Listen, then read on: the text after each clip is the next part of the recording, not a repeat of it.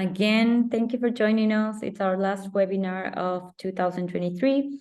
We are starting very soon, so you can go and grab a coffee in the meantime. And you can also tell us in the chat, where are you joining from? Where are you listening from? Because over here we have people from Sweden, Germany, London, France, and more. So please tell us where you're joining from in the chat. From Spain, wow. Sweden, very nice. So we're starting in 1 minute. Please get ready. And yeah, the discussion is about to start. Hello from Croatia. Very nice. Thank you for joining us. Okay, then we're going to get started. And just as a mode of an introduction, this is one of the monthly webinars that at BookBoost we organize. We are a platform that helps hoteliers to use their guest data to deliver amazing experiences.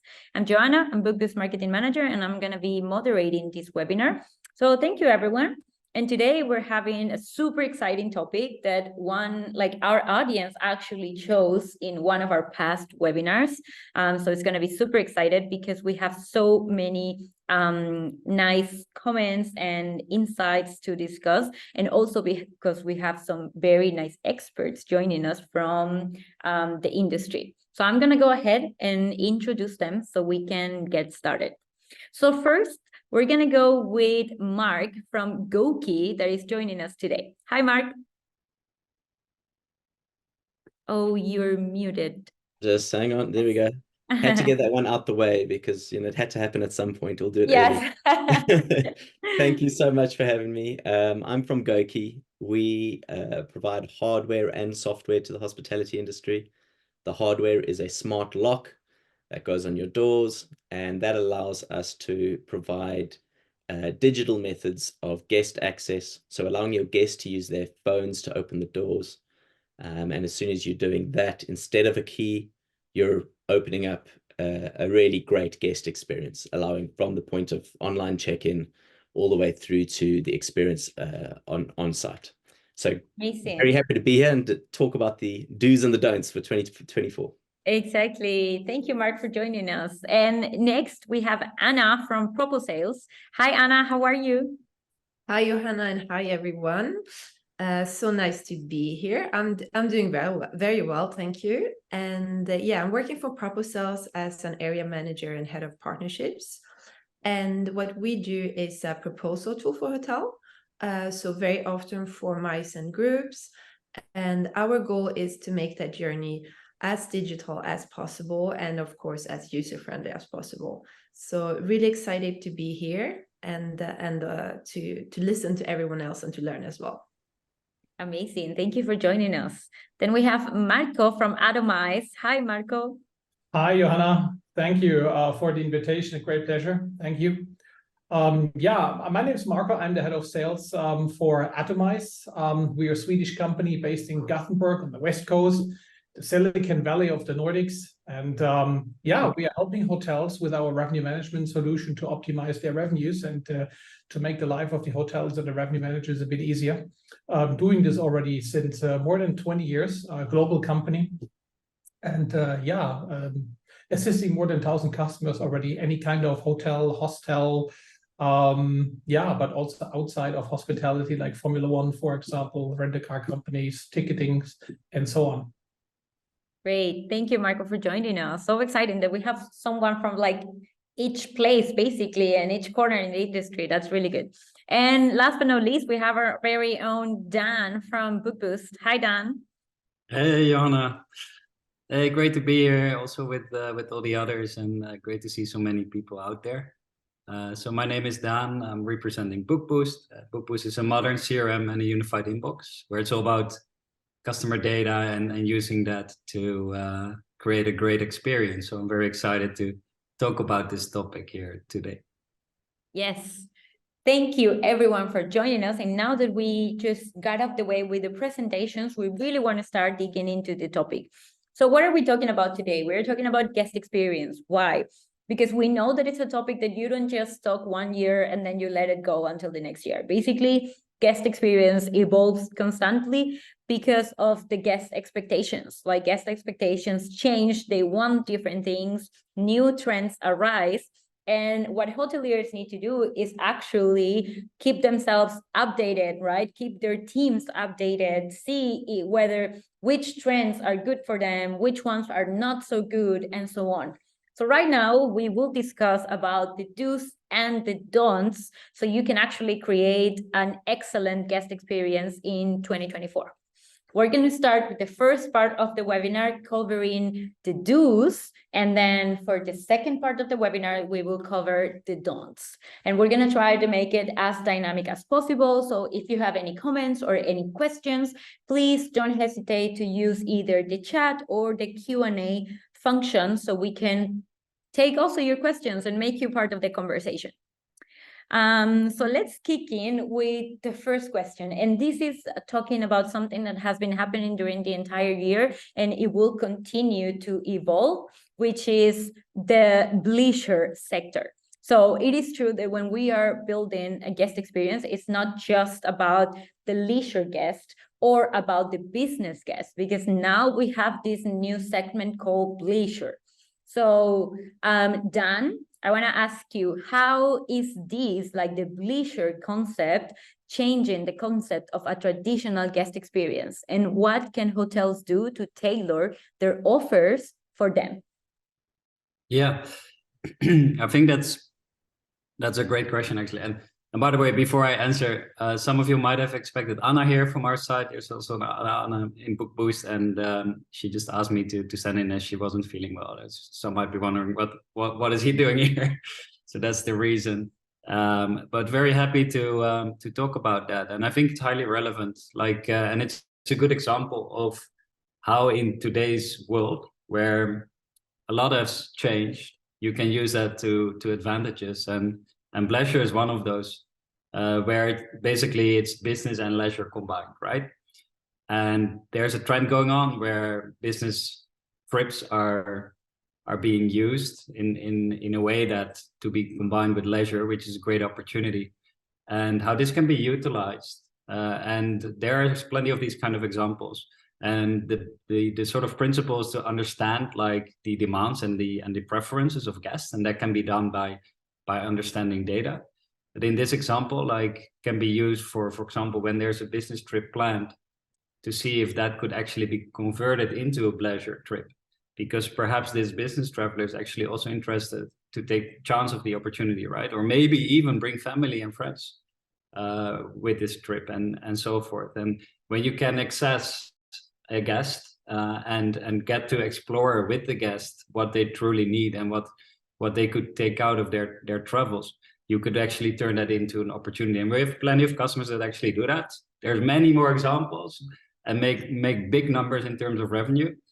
And as you can imagine, if when that is the intent, right, there can be additional services that someone certainly might be interested in. But if I'm going for a business trip and I purely want to just have it efficient, go to my meeting and sort of go back, obviously there it wouldn't be relevant to offer that. So it's very relevant to think in segmentation, and when you can, so to speak, categorize guests and try to figure out what would be relevant for them, you can turn that into an opportunity, and bleisure is just one of those.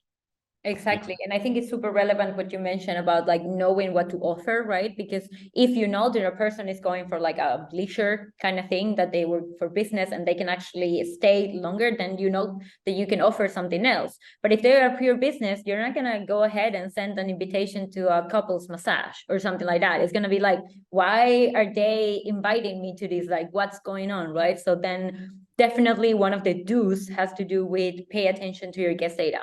And because that can help you to find ways to communicate to the new segments. And this trend is not going away. Like, more people have answered like these big surveys saying like they are expecting to actually turn a business trip into a leisure one at the end, like just bleisure basically. So definitely one thing hoteliers can keep in mind for 2024. Thank you, Dan, for sharing. And if anyone has a comment, and I invite our panelists as well, if you guys want to add something, please feel free, just unmute yourselves and go ahead so we can keep the conversation going. Okay, but then we got one do, right? And the first one is just don't like focus on your guest data, because it can help you to go with these new trends or these new segments that are showing up. Now we're going to talk a little bit more about technology, because we can see that it's not going to go away. Digitalization is not going to go away. It's going to stay, right? And it's just getting more and more important for the entire guest journey. But if we focus on the moment when guests arrive to the hotel, that specific moment, Mark, what are the main things to consider to create a great guest experience in those specific moments in 2024? Yeah, thank you. I think first impressions count, right? You know, I've just arrived at the property. What's my experience going to be like? Actually, we know that with the digital journey, that's starting well before I arrive on site. So I'm already starting to form a certain expectation as a guest, right? If I've done online check-in, it's created a certain expectation for me. If I've had strong communication from the various tools that are out there that have segmented and, like you've just explained, they've really spoken to my needs as a guest, my guest expectation is starting to grow, and I have a certain vision for what's going to happen when I arrive at the property. And so I think it's about really like aligning the technology you're using or the actual guest experience on site with that expectation that you've already created. Different properties have got different requirements, right? We all service different areas, lifestyle properties, Airbnbs, all the way up to, you know, big chains with 400 rooms and so on. It's not going to be a one size fits all. I think you have to look at your set of guests and say, what are their expectations? What are they looking for? And I think that you can start to provide different parts of or different facilities for those different guests. And some of that comes down to the hardware, right? And we talk specifically around the whole check-in piece, right? It's a very traditional industry we're in, right? We arrive at a property, we check in, we sleep at a property, we leave. So that check-in piece is a huge chunk of it. Yes, it can be done online. I guess I'd ask the question about looking at maybe some other industries of like, what are guests expecting this in this day and age? You think about airlines, for example. Would you use an airline that doesn't offer you online check-in? Right? We all use it these days. It's just part and parcel of how we travel, and it's become adopted. Exactly. So if everybody's adopted that now, surely the jump to doing that for hotels isn't actually, the hotel industry has a view that might be a bit of a jump for our guests. The reality is our guests have been doing this for years. They've just been doing it in a different space. So doing something like online check-in, maybe it won't be 100% of your guests, but it might be 70, it might be 80% of your guests. And you're starting to provide them with what their expectations are. And it frees up the space to look after the other 10 or 20% who want to come get their boarding pass from the desk, right? So I would suggest that those do's are really having a look at what your particular guest expectations are, starting with the communication that leads up to the property, and then going, okay, what do we have to offer on site that allows for that journey to continue? Don't be afraid of tech would be my big, just don't be afraid of the technology, because when we look just a little bit to the side, airlines, or you walk into a fast food these days, you walk straight into a screen, right? You're not walking up to a desk to speak to somebody. People have adopted technology. It's providing us with a great guest experience. It's making it quick and easy for us to do what we came to do. And for those who are struggling with it, there's still an alternative. So aligning the actual arrival experience with the expectations that they maybe have in other industries, we can adopt in the hotel space. And that's super important what you mentioned about that at the end, it's not that one solution is going to fit all, because there will be people that are expecting, you know, like to go really fast, get in, get out, get my key, or just get my code, and so on. But there will be people that they do want to go step by step through it with someone that helps them and so on. And as you know, as an accommodation business, basically, you need to be able to accommodate to what the people is actually expecting, right? So really cool the fact that you can, when you take one, you free time for the others. I think that's a really cool way of looking about it.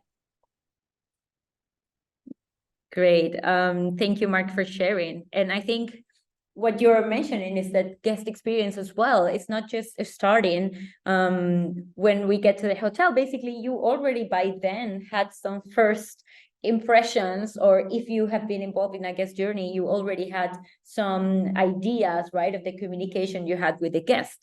But actually, if we look at guest experience, it doesn't really begin even when the guest makes a booking. It begins before that, right? It starts since they visit the hotel's website when they are thinking about making a booking.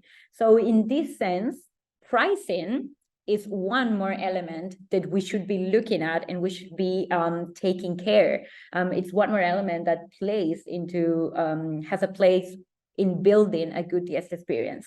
So I would like to bring Marco into the conversation, because let's talk a bit about dynamic pricing and how is dynamic pricing contributing to a seamless guest experience? What does that mean for hoteliers? Thank you very much, Johanna, for bringing this up, because you cannot imagine how often our team still is experiencing talking to hoteliers where dynamic pricing is not being used at all, when we're still talking about tiered pricing.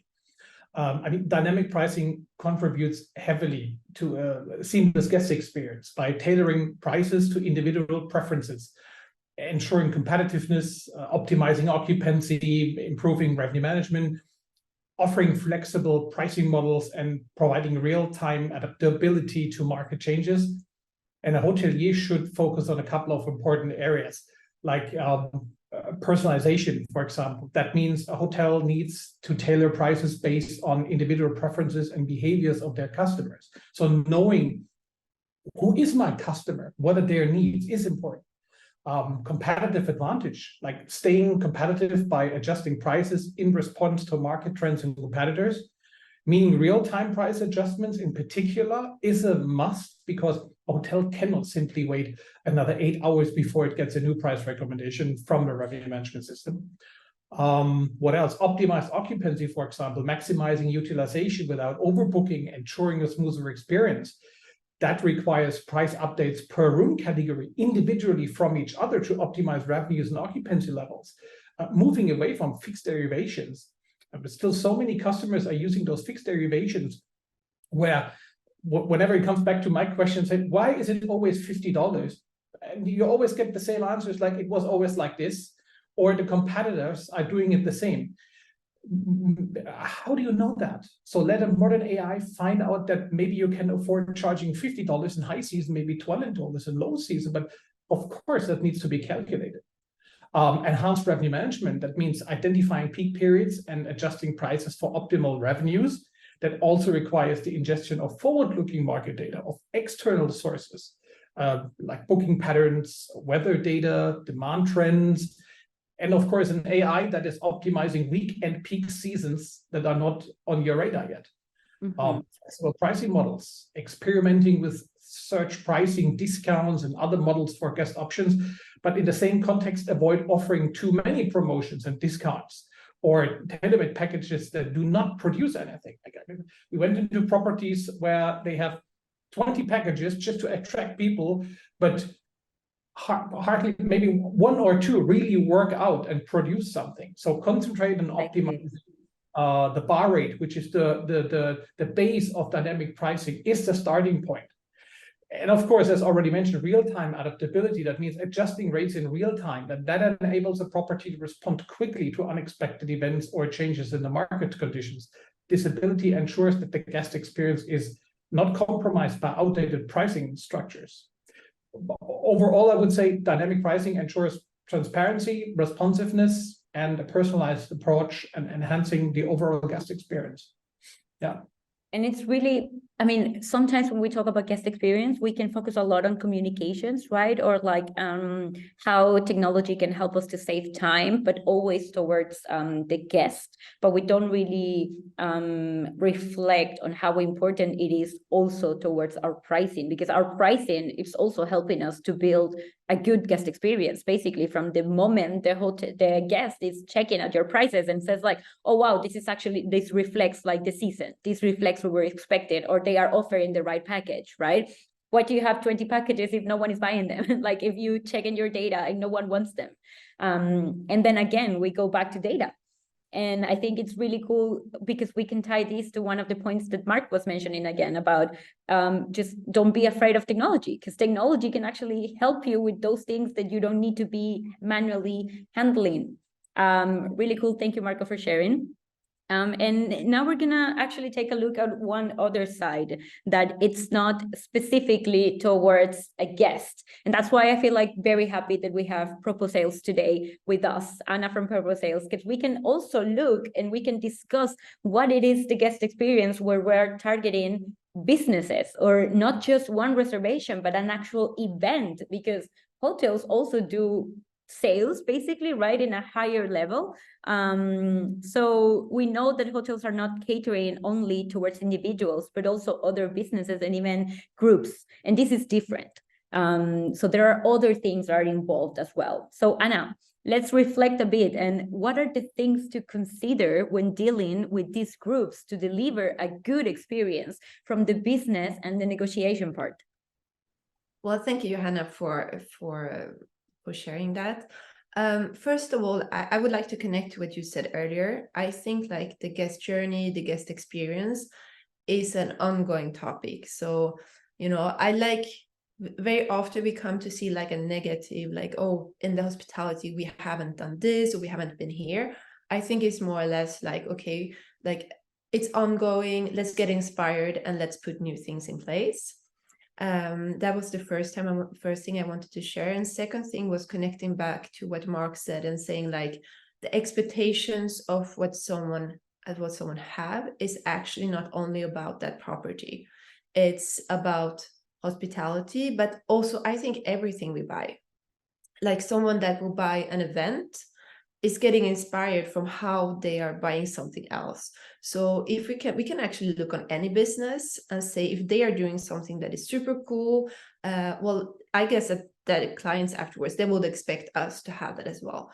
So for me, the first thing would be like innovation, like selling to groups or to mice. Of course, there is some specific technical issues or specificities that we need to look at, but in itself, like it's like buying anything else. So having that innovation and seeing like getting inspired from what's happening on a global level, I would say is my first advice. And we can actually take that down to some of the trends that we see, like you expect it to be fast, you expect it to be online, of course, personalized, and as we said, data-driven. And I think if we bring this to the mice and group, then that's really taking a huge step forward as well.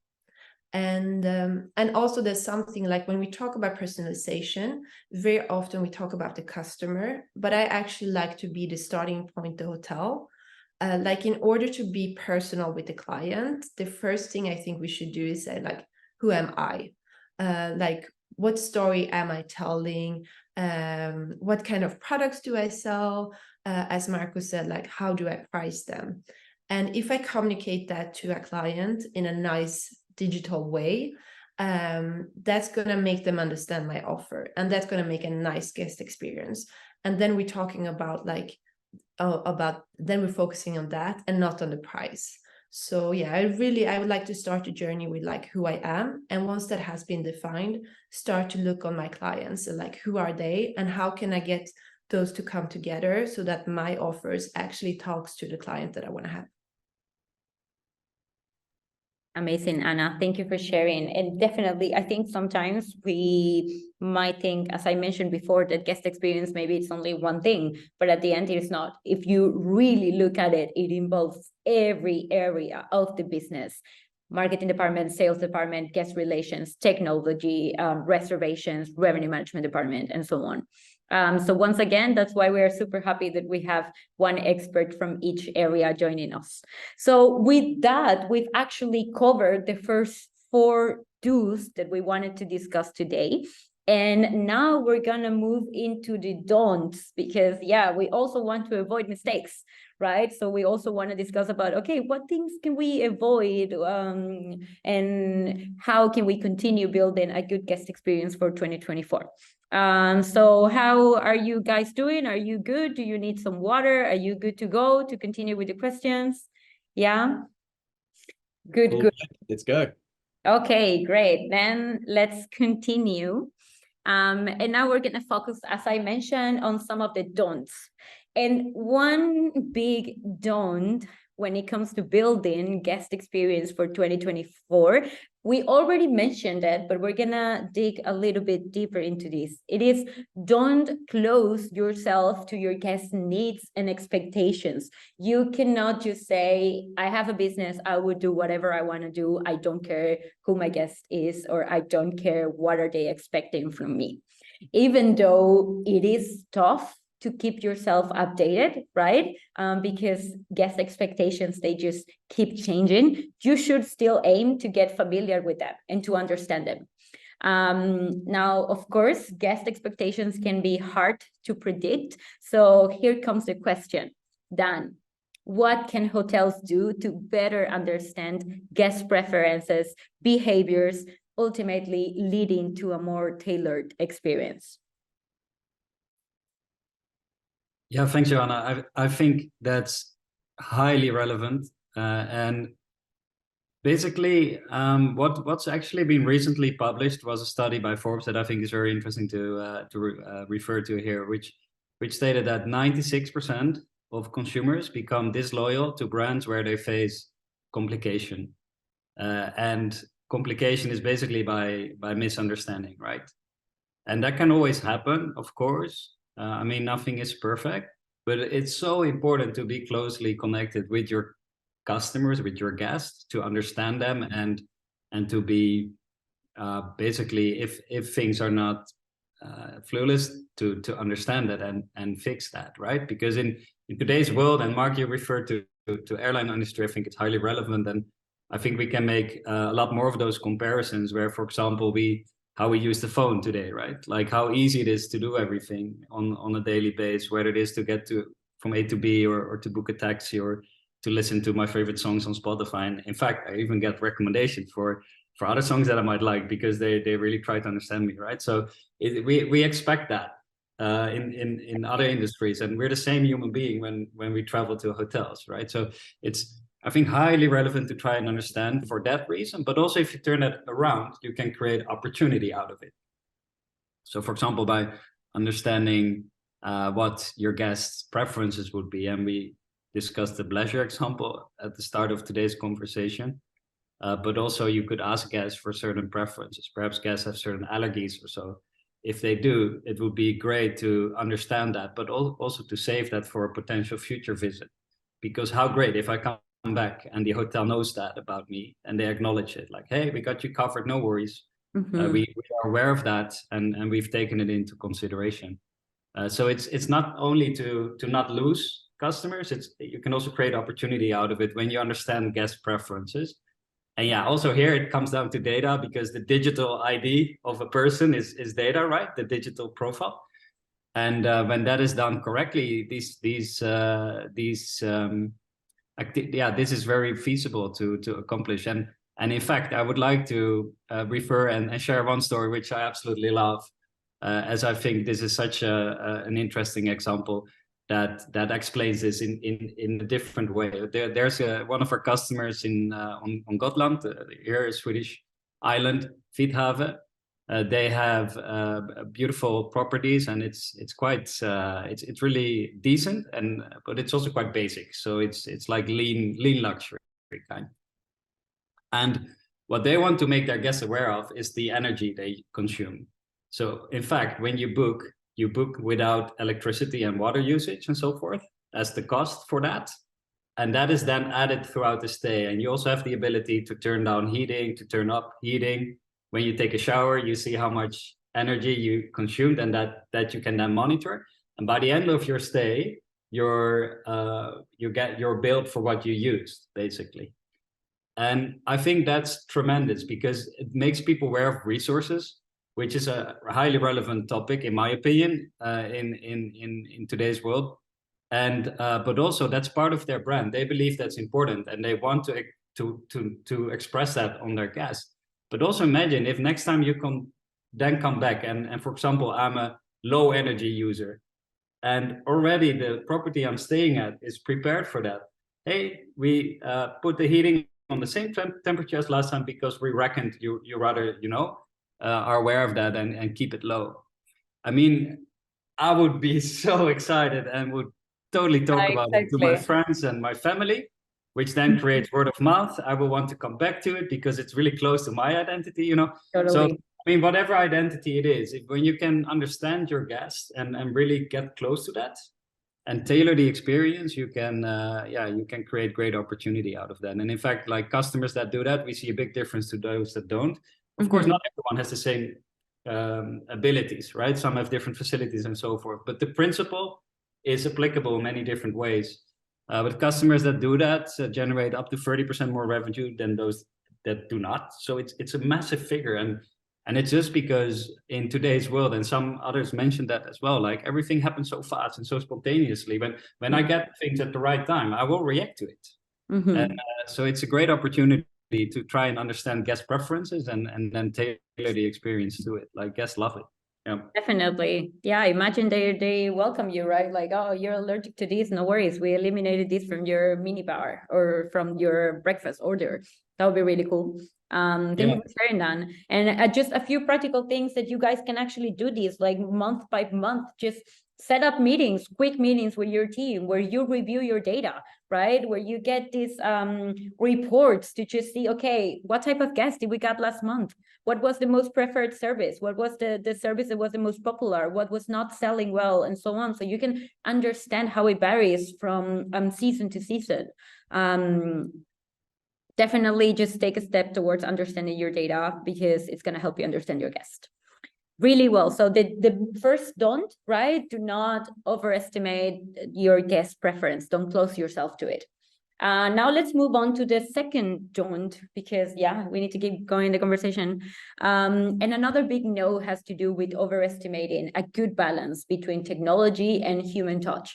We've talked hundreds of times about this because it's really hard to actually find a balance, and it just keeps becoming more and more necessary since guest expectations are mixed. As Mark already mentioned, some expect the in-person experience while others don't.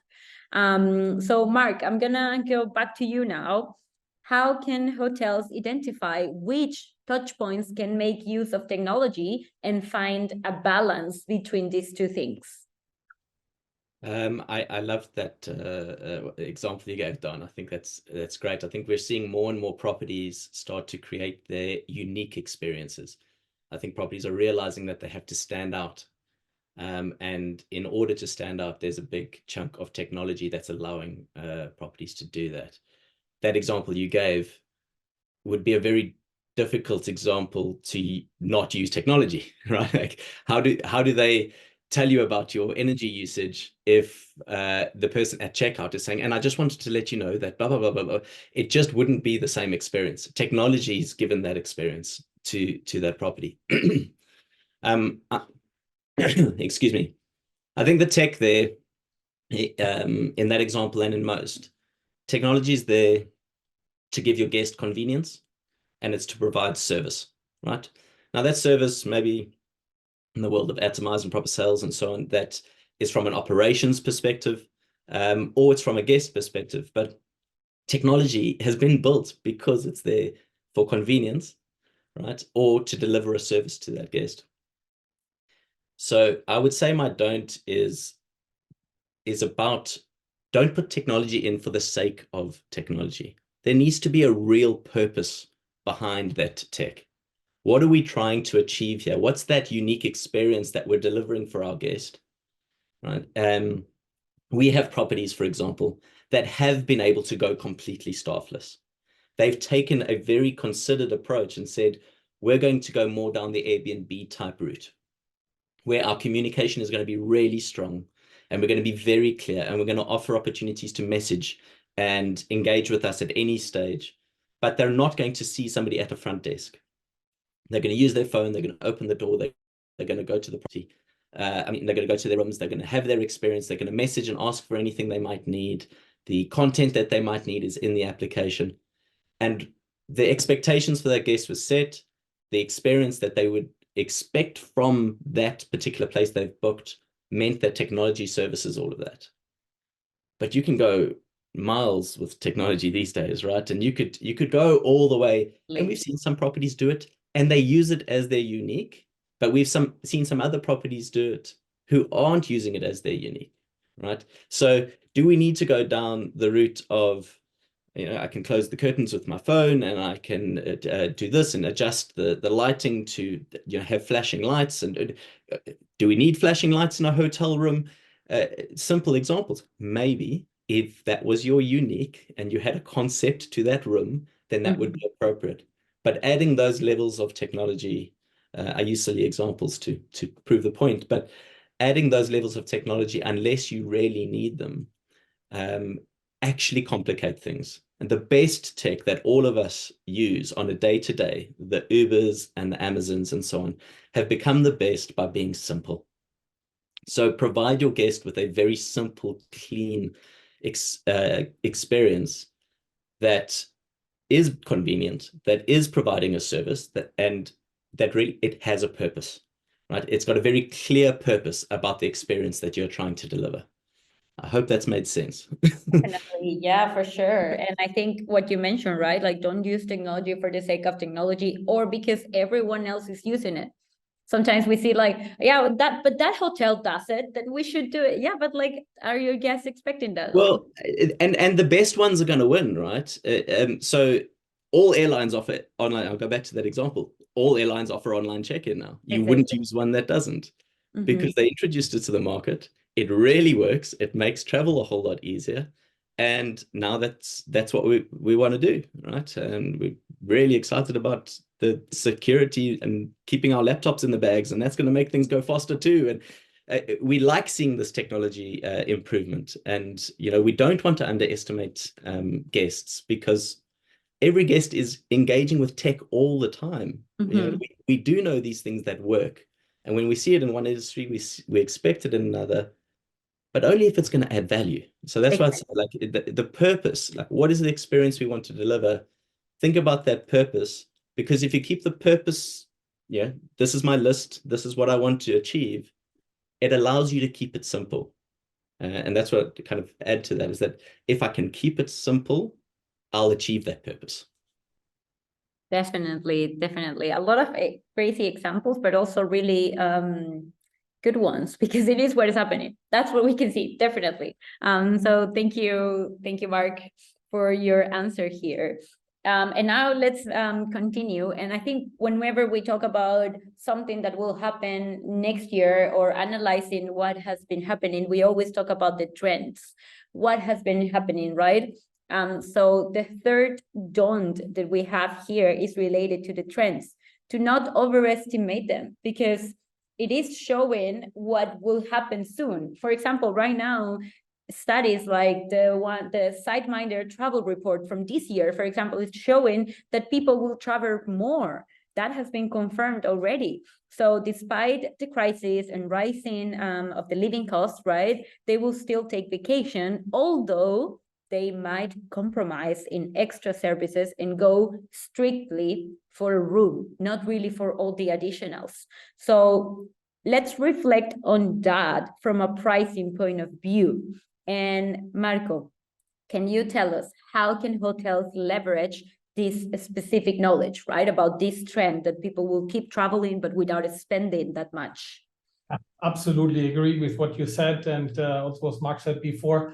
I mean, people traveling and people will still travel, but the range of properties they can choose from and the services is becoming bigger, and of course the customer can choose. So it's important that tailoring pricing strategies to align with the trends of prioritizing basic accommodations.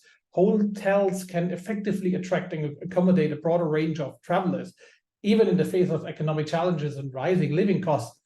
The key lies in understanding customer needs, being flexible in offering and communicating values effectively, and that includes offer cost-effective room packages, emphasizing comfort and essentials, dynamic pricing. Again, implement dynamic pricing to adjust rates based on demand and encourage bookings during off-peak season. Do not work with fixed derivations or with fixed tiered pricing. Like it was always like we have the range of 10 prices that I can offer to the customer. It's like $100, $150, $200, $250.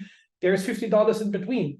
I mean, why do you not make use of that? Maybe it's 120, maybe it's 160. So use and implement dynamic pricing. Introduce flexible booking options to accommodate uncertain travel plans, like different cancellation conditions during different seasons for a different range of customers. Target promotions, again, I mean, run tailor-made promotions after customer needs. As already said, it's more important to offer 2 or 3 great promotions instead of just bombing your homepage full with 10 or 20 of those which are not catching the attention of the customer, since they do not mirror the customer requirements. Yeah, it is always the same bottle of champagne. It's always the same bucket of flowers. You know, people are fed out of these things, and they're not really buying into it. Bundle offers, like create bundle combines rooms with essential services, and eventually a discounted rate, like a special breakfast price when you book it now rather than during the check-in, or a local attraction, a transfer, for example. Provide seasonal extended stay discounts to attract varied travelers' preferences, but make sure that you make use of a tool that can run a displacement analysis for you, because you cannot calculate all these data points in thousands of data points in milliseconds. It's not possible anymore. Utilize technology for real-time market analysis and pricing adjustments. As already said before, we have customers in Greece, for example, where during high season, the property can be sold out within 1 hour. So they cannot just use a tool that gives them a recommendation at 9 o'clock in the morning, and then the next one comes in at 3 p.m. in the afternoon. The property is full by that time. So it needs to be done in real time. The internet is working in real time. We do not click on a button, wait 8 hours until it gets updated. Exactly. And monitor the feedback and adapt, of course, the pricing strategies based on the guest preferences and market trends. I mean, listen to your customers. By aligning pricing with prioritization of basic accommodations, I would say hotels can attract a diverse range of travelers while remaining responsive to market dynamics. And Marco, I just have a question out of curiosity, and for hoteliers out there that might be thinking that they could use those examples and for finding the optimal pricing in particular, like this nuance of finding that, like what impact does that typically make bottom line or in the bigger picture? And also, do you have some sort of best-in-class examples that are interesting to look at or perhaps surprising? I mean, in the world of revenue management, honestly, so to say, I mean, it is quite clear that you cannot make all these calculations by yourself. And the pandemic definitely has told us that a lot of revenue managers or people within revenue managers have been made redundant. And there is like people from the second row, from the second line, senior reservations people are so jumping into that. And they need something which is effective, easy to use, not too overloaded. There are a lot of tools out there where you really need to have experience with, where you need to spend 2-3 hours on a daily basis to make use of all these graphs and pie charts and colors and data and here and there, whereby at the end of the day, you need to understand what does it really tell you? So what do you want to achieve? Honestly speaking, the use of a modern revenue management system should at least give you at least 40 or 50 hours, in our case, for example, of work hours that we save for an individual person. The return of investment is easily like 15 to 25% increase in RevPAR within the first 6 to 12 months, whereby a modern AI-based tool should be able to prove that after, I would say, 6-7 weeks, depends on the how accurate the data is, after 6-7 weeks, the system should be in a position that you can trust more than 90-95% on its recommendations. So it's not like 10 years ago where you have told we need at least 12 months to get the data to make use of it, and then you can expect something from the system. That is definitely 10-15 years ago. Great. Can I, sorry, Marco, in terms of those booking conditions you were talking about, like free cancellations or pay at certain times and pay different rates at different times, has that become a much bigger picture in terms of seeing conversion? Has that become a much bigger element of it? Yeah, because I mean, maybe not for every hotel, but I mean, talking about my, let's say my experience, I've done revenue management for the past 25 years before I joined Atomize. It was always the same, like you need to know who is your customer and what's the booking window, for example. You know, sometimes we run into these demos and I mean, excuse me, it's like even the hotelier does not really know where does the business come from, who's your customer, when do they usually book, and then telling me something about an advanced purchase rate with a 15% reduced price based on the best available rate. Already using dynamic pricing that is open at a 15%, as I said, 50% discounted price on bar up to 30 days prior to arrival. But your booking window is 60 days. So everyone who's making a reservation, let's say 90% of your customers already get that 15% straight away. You know, not knowing that your customers are usually booked 2 months before, 3 months before, or the majority. So why do we have this in place? So make this more attractive. Yeah, definitely, it plays a big role.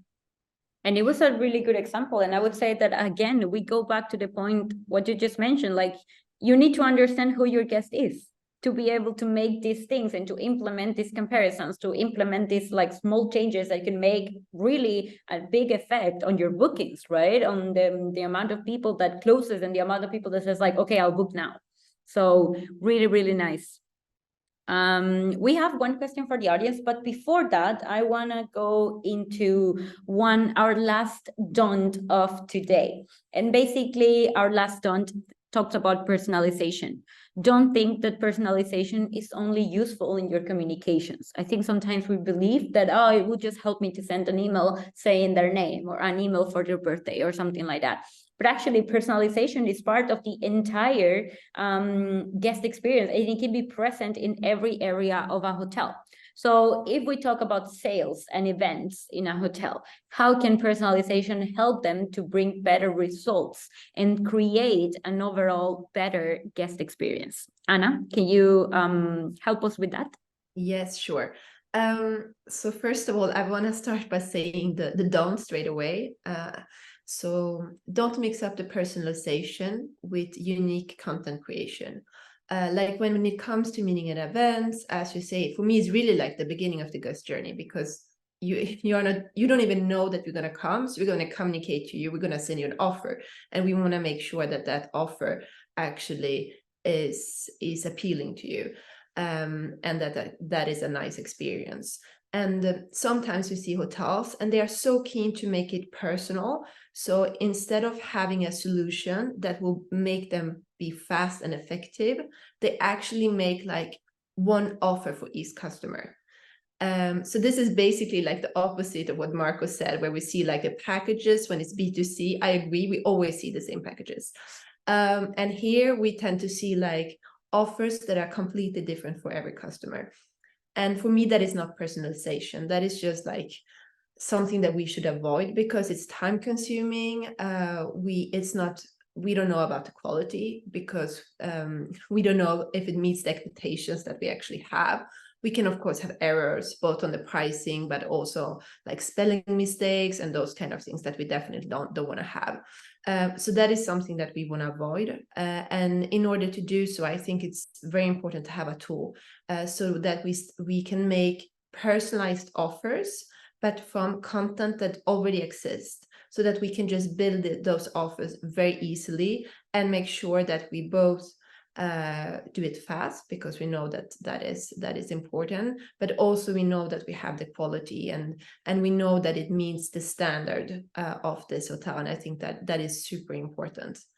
So yeah, that's for me is the big don't, like, don't go there. Don't start to make like one offer per client and sending an email.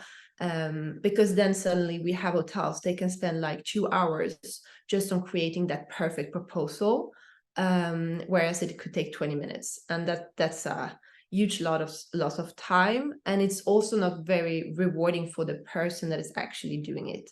Because we want to make sure that the staff has a nice like staff journey, if we can say so. I mean, it should be fun to go to work. I for me personally, I wouldn't like to be working on like just one offer for 2 hours. So like at ProProcess, we really think like if you have a tool that is easy to use, then you can do it like easier, faster, and you can make sure that the quality is there as well. Definitely. And then again, what you said, right? I mean, we see the difference between a B2C approach and a B2B approach. And at the end, we also see again how technology is going to help you with both segments. So really good. Thank you, Anna, for sharing. We are approaching the end of today's conversation, but before we close, there's one question we would like to answer, and maybe Dan, you can help us here. So we have this question from the audience. What innovative guest experience strategies do you foresee becoming essential for hotels to adopt by 2024? We're not going to go into the don'ts because we don't really have time. So let's just focus on these two. So Dan, if you can help us, and if any other of our panelists wants to jump in after, then just please welcome to do so as well. Yeah, and I think that's an exciting question, and thinking forward is always filled with energy. And I think also the good news is that I would like to share, because I was reading another study last week, and that showed that travel by 2040 will be by far the largest industry worldwide, with 2 billion travels expected each and every year. So travel is expected to grow as an industry. I think that's the good news. And but when I try to answer the question, and when we look within the industry, I think the first thing that should be looked at is to really, and we talked about it earlier, to really try and provide that seamless experience, because guests will become more and more sensitive to it. They already are, and this will only continue to grow because of what we also discussed previously, like experiences that are just seamless elsewhere. Hence, we as an industry should similar, at least similar, right? Ideally better, at least similar. So I think that would be important to really question and be critical on yourself. Is my experience seamless? Can I make any adjustments? Check in with guests, maybe try to get some feedback, and really try to iron out that it's easy from making the booking to getting to the property, to getting into the property, to getting out of the property, to payment. Well, you know it, all of this. And then in addition, you can look at opportunity, right? Like where can I create opportunity? So I think I would look at those steps, because it's only getting increasingly important that these experiences are seamless, and guests will go to those where it is seamless over to those where it's not. Exactly. So that I think I would like to answer, and then give the others some space to add. Well, I'll jump in there, Don. I think we see a lot of like, let's give the guest the chance to have that experience that they're looking for. So providing that flexibility is important. I've stayed at properties recently that have tried to take on technology, and in some areas have failed. So I guess what I would say to that is really keep it simple.